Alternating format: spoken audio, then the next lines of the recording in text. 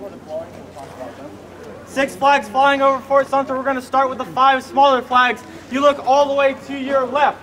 You'll see the 33-star United States flag. 33 states at the beginning of the Civil War, and this is an exact replica of Major Anderson's flag that he brought out here in 1860. Now, a lot of people ask, were stars taken off the flag during the Civil War?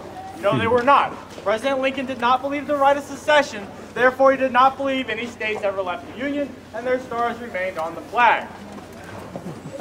Next flag into your right is the first national Confederate flag. It is the Stars and Bars. It is the only Stars and Bars.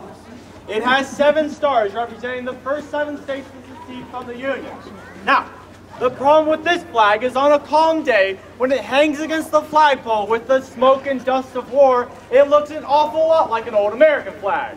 When you're fighting Americans on a battlefield, this is kind of a bad thing. So if you skip that blue flag and go to that white flag, that is the second national Confederate flag. It's called the Stainless Banner. Now, what you see in the corner of the Stainless Banner is the Southern Cross, an adaptation of the St. Andrew's Cross from Scotland. If you see this cross flying alone in a square fashion, that is a Confederate battle flag that is carried by some, not all of the Confederate armies. It is not a Confederate flag.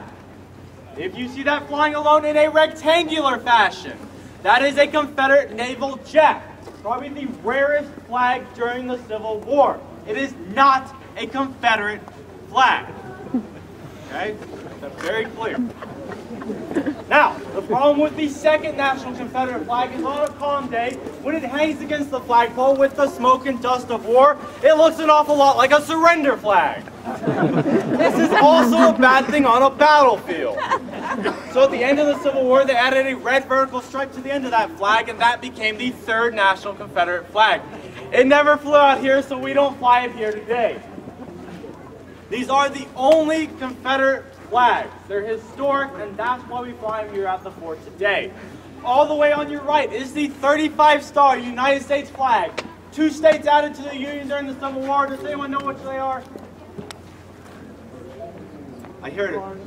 Yell it out. Come on now.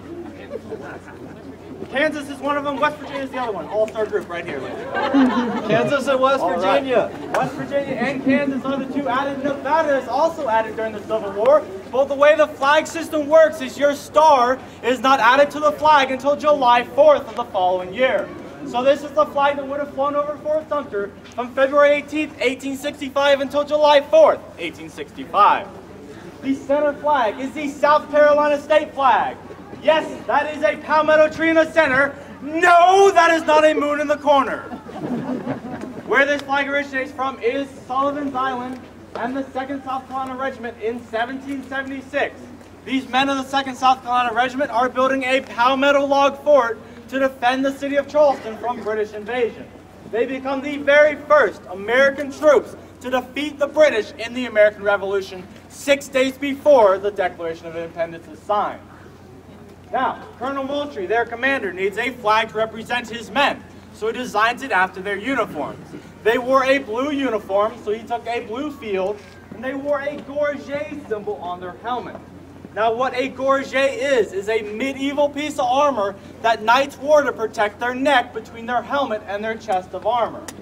This protected the lifeline of the body, they protected the lifeline of the city. It was a symbolic piece.